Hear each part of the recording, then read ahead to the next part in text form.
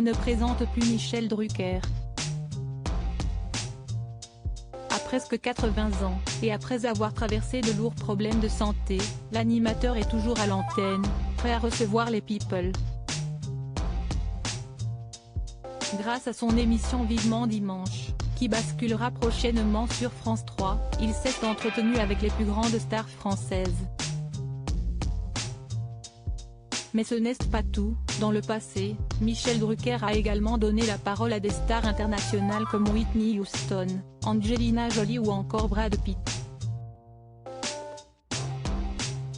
Du beau monde donc. Mais Michel Drucker ne rêve en réalité que d'accueillir sur son plateau qu'une seule personne et pas des moindres. Il s'agit de la reine Elisabeth II. Ils sont tous venus. Sauf la reine d'Angleterre. Elle n'est jamais libre, a-t-il regretté lors d'une interview pour Jordan de Luxe dans Chez Jordan, le rendez-vous de télé-loisirs. Michel Drucker reconnaît n'avoir jamais véritablement tenté sa chance auprès de la tête couronnée, mais il espérait néanmoins avoir un soutien de taille à portée de main pour l'approcher. En vain. Pourtant, je viens de me faire pistonner par Stéphane Bern, mais non, la reine est inaccessible, est-il forcé de constater. Michel Drucker a beaucoup d'admiration pour la reine, qu'il considère comme une femme étonnante. Il faut dire qu'il la suit depuis ses tout débuts.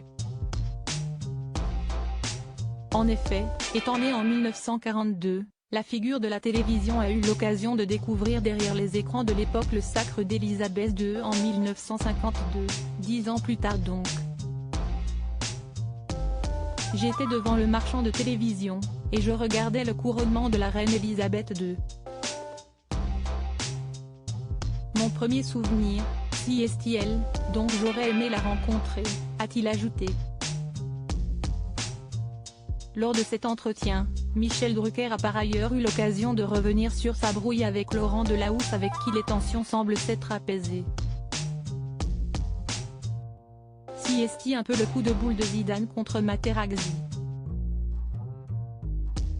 Là, j'ai dit une chose que je n'aurais peut-être pas dû dire, a-t-il admis, expliquant avoir organisé un déjeuner avec son rival pour faire la paix.